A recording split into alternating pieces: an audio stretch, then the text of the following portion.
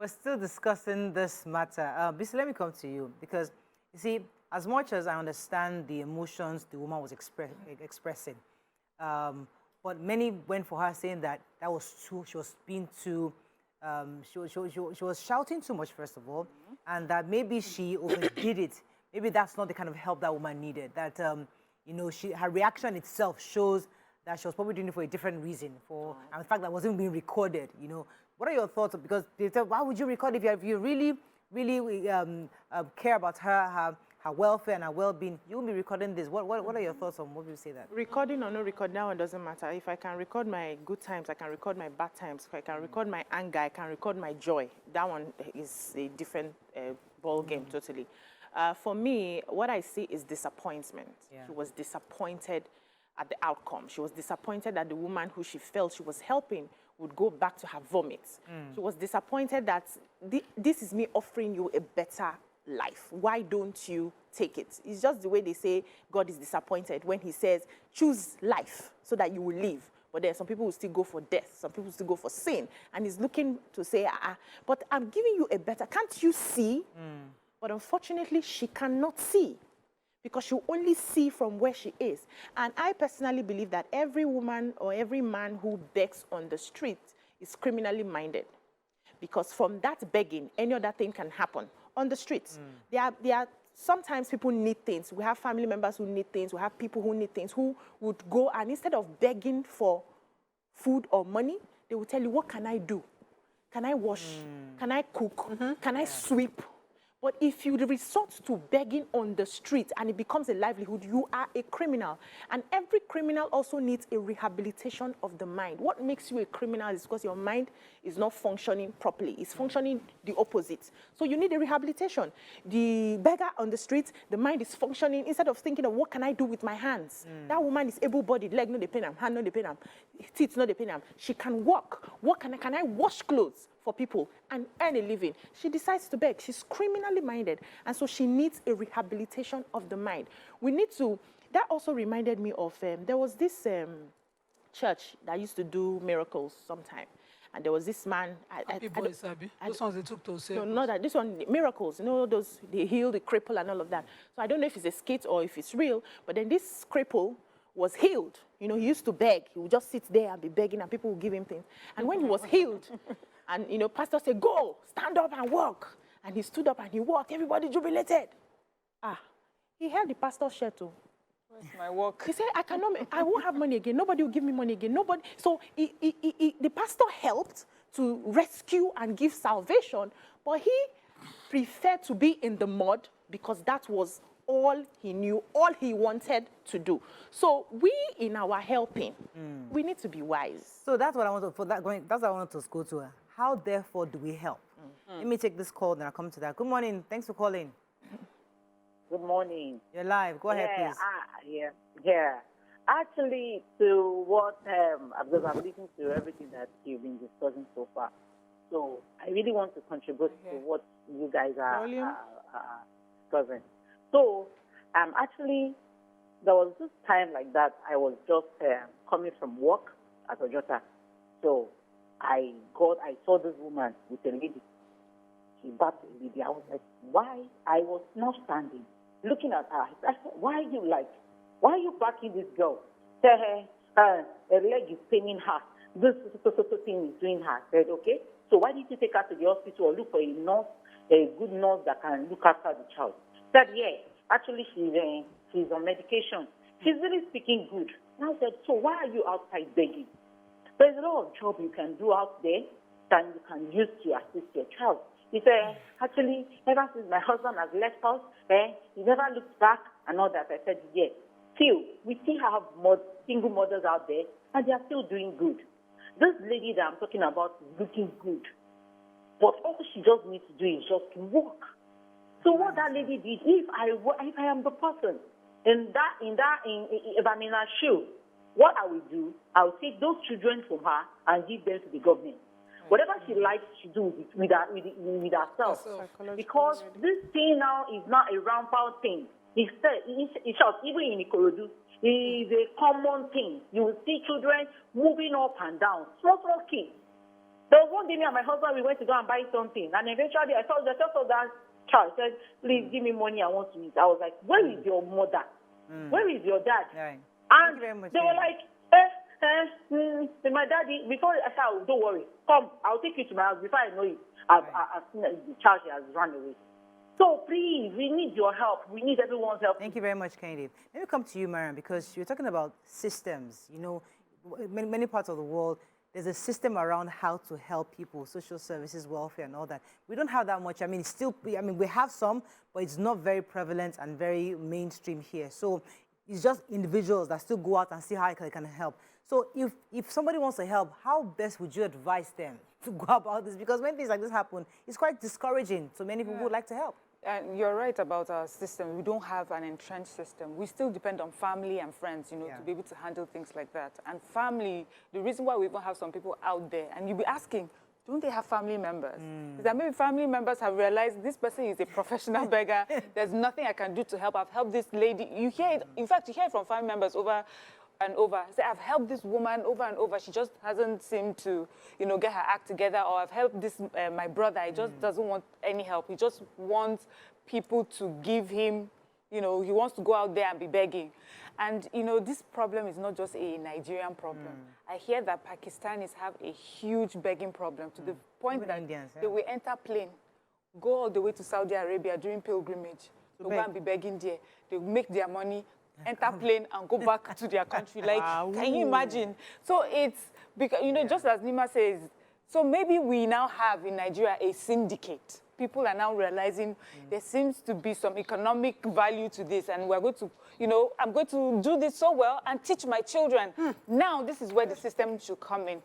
Yesterday, I saw a video of a boy who said he was abandoned by his mom, and he tried to get into shelters. So abroad, for them, it's so packed full. I couldn't get it, but the police, he was taken to a police station. Immediately, they put him in foster care. And that's how he, you know, he's now a successful person. So my own would be, let's not let the children go away. You know, let them not be caught up in the greed of these adults. The systems need to work to put these children in safe places. The reason why that lady may have also done a video, because we have seen these people, when they are confronted like that, they turn on the benefactor. She wanted to use my children for ritual. I said I did not want to. You know, so I can imagine a video like that where she says, okay, I'll go to the police station. Even say that this lady is endangering the lives of her children, she can take this video to the police station and say, and social services, you need to come and pick up these children because this woman does not have the best intention for her children. So the best way really is to have a proper system. So we need to keep talking to government. We need them to facilitate this quickly. Let's have places where children, innocent children, can go and start getting some semblance of comfort and sanity. All right, let me take this call. Good morning. Thanks for calling. Hello. You're live. Go ahead, please. This is my first time calling from UK. Welcome to the show. And thank you. You're listening to the TV. Please don't listen to me directly. It's delayed. No, I'm not listening to the TV. I'm not. Okay, go ahead. So, the lady that you actually showed video clip, I'm surprised to see her because I just came back from Nigeria. Well, actually saw a lady. My son came to Nigeria for the money. Tokwe, it's hard to hear you. Are you on speaker? It's hard to hear you. Oh, I'm so sorry, Tokwe. Please try to call in. Okay, so yes. For those saying that, you know, why did she do a video? Nobody saw the video of when she helped the woman. Yes. So she's not a video person, but this kind of conversation, just like Miriam said, you need to document it. Yes, sir. And before they will spin it on you. You know, she even tried to talk back. You see that she was trying to get her explain. No, she was trying to explain. They catch you for not explanation. You won't explain. They catch you for this kind of thing. You still have explanation. And you get chest, get liver. You know, the woman needed to document this confrontation because going back, she said when she saw her car, just, you know, the story just shows how criminally minded this woman is. She doesn't care how the children survive. Some will borrow babies. There was one they saw on their long bridge in Ikeja one time who tells their neighbors who are well-working people who can care for their babies that she has a crutch. They drop the babies off in the morning. She arrange their babies on the bridge, on the long bridge. Makes money begging with those babies. So they'll put them three, say, triplet, actually, help the triplets, tap into the triplets' destiny. People will be dropping money there. May God help. Then she will carry the money and go. In the evening, she will go and hand over babies to their parents. Yes, in this Lagos, what have we not seen? In this Lagos. There's nothing, Nima has seen a lot. Let me come to you, because I have to wrap up on this. Yeah, But so we also enable this sort of behavior. Yeah, we are the we ones do. that give them the money. Abi? If you sit in the sun for why are 2 days, nobody says hello, hi, nobody drops shishi for you. After a week, you will not do that business. You find something else. So, you know, there was a time Tokme mentioned that she doesn't give money to people on the street. I didn't understand where she was coming from. So we had a conversation and she explained that there are places where people can actually go and ask for things and they are helped. There are churches that are open. You don't have to be a member. I have seen this one. You go there, you present your case. Sometimes they can choose to help. Other times they choose to give you a job that you'll be doing in that place to earn a living. People need to learn that they need to start earning a living. All those sitting down and getting handouts should stop. Even as young people, when they meet me, they want this, they want that. Which work will you do for me so that I pay you? You know it's your money you are collecting and you eat it with your full chest. So let's stop giving people money on the streets. You know, there was a time, even those boys that clean, I give those ones money that clean the windshield because I feel like they are doing something. I don't give them But money. I stopped recently because I noticed that, especially when you're passing in the night, it's not just that cleaning they are doing. They are turning into criminal things. Yes. Other things are happening there. So don't touch my car. I'm not giving you anything. If we stop it as a people, because we are very sympathetic to this kind of things. Hey, yeah, God will bless me as I'm giving. You're wasting that money as far as I'm concerned, especially if you are giving to criminals. So let's stop giving them so that there's no market for them to sell. Everybody should go and do something. I know, I agree with what you say, but I remember one little boy. He said, I just started this work and I don't want to steal. So that's why I was giving them. They've not inducted so that's why I'm giving it. But also, secondly, is that we give money, we give alms because God has told us if you give, your mansion will be very big in heaven. Press down, shake it together, running over. Yes, and then they say, when you give, you're not even meant to ask questions, or at least God sees your heart. If the person that uses the money to do anything, that's on them. Do you understand? So that's where we're coming from. But we can. Let me take this call. I'll come to you, Nima. Good morning. Thanks for calling. I have a caller. Go ahead, please. Yeah, good morning, Morning, Madam sir. Moraya and team. My name is Stanley. I'm calling from Apapa. Welcome to Okay, and my contribution is this. You see, this begging of a chain to some extent is like an addiction. You see, people get used to that cause.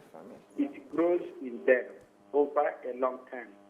So now we, as part of the system, what we need to do is one, is to overhaul the entire system. They need proper orientation, a kind of rehabilitation. What do I mean by that? Government has a lot of work to do. If there's any way where these people can be gathered together, put in a row, get them rehabilitated first. Let them know that what they are doing, there's other ways of helping them. Make them learn some skills, teach them some trade, then empower them. It could be as little as 5,000, 10,000. That's one. Secondly, I remember I watched a video where somebody who wanted to help a beggar now used the money. Let's assume that I have 1,000 to help. I can buy a pack of handkerchiefs, a pack of bottled water, drop it for them. They will start up selling. Make profit of 200, 300, 500 over some months. While you see them, they would have made some profit and they get empowered. That's most of these people that sell things on bus stop and on the road. Some of them started that way. Before you know it, they have established a shop and all that. That's the way of helping them. Thank you. Thank you so much. You know, for someone that practices, because my religion encourages. Hey, I was going to say that but giving is in the Bible. Says like give to the poor. No, I also like that the religion regulates. Yes. It says giving. Yes. You know, this is that the hands of the giver is always on top. And, you know, giving is good. But then there's also a saying that look at the needy closer to you. Not be the one where they definitely do like this in the middle of the road that you must give to. Sometimes You are there minding your business, and your neighbor is sleeping and hungry. Yes. But they have dignity in their person. They will never come and knock and ask. So maybe you're living in a street, instead of focusing on the people that are richer to form friends with. If you want that blessing of giving, you notice those who would never ask, but are deeply appreciative of whose kids need. So there's something I don't do again. If I see somebody, oh, you're going to, I don't give beggars that knock on my door, on my glass in traffic. Yeah, and these boys, particularly on the last week Sherry Road, what they were doing then, because that Igondo axis to get out of Igondo on your way from Isheri on the last week Sherry Road, there's always terrible traffic during closing hours. These boys will look in the glass, and then when they attack you, the person breaking your glass knows exactly where your phone was, where your bag is, everything. You've seen it. Those ones selling and those ones cleaning your glass, they are spending so much time. So don't indulge them. What I do is, if I see someone I consider in need, I think, this person is not doing what I can reach out. Are you okay? If you need help. Yeah, that is help. Let me take this call from Bola. Thanks for calling, Bola. You're live. Oh, I'm so sorry. You're going to jump in here. I mean, I think we're going to wrap up on this, but the truth is that giving is good because both our books, Bible and Quran, encourages it. But we also have to think of giving those around us. Yes. My own worry is people taking advantage of the good that we do, and we have to find a way to do it such that we don't also, it's not counterproductive, because if you are giving grudgingly, because you're afraid that you're not getting the blessing from it. So we want to solve a problem, and we can decide not to give people on the street. To solve a problem, it doesn't mean we'll not stop giving entirely. Find people around you. There are always people around you who need things, like she said. Find them and give them. There are always people in your family that will be asking you for money since you did not give. But it's easy for you to give to somebody. Because it's cheaper to hand over a 200 naira on the road than to give someone a 20K. I understand. Yeah, but save that 200 naira. So you still have that good feeling of giving alms. Sweetheart, gather your 200 naira and help people that are exactly closer to you, so that we can eliminate all these criminals on the road. Have you ever asked a beggar to give you change before? Oh, you will be amazed. They will bring out the pouch. No, you have to ask them the denomination you want. I'm telling you. They will bring it out for you. You will see bundles. I've seen that. You're finished your salary. You don't even have it. She come in your account. You will see a beggar coming out of money. I think that's all we can take on this. I think generally, I think we just hope that we are able to do it better, and people don't take advantage of it. That's going to break. When we come back, once our next topic, stay with us. We'll be right back.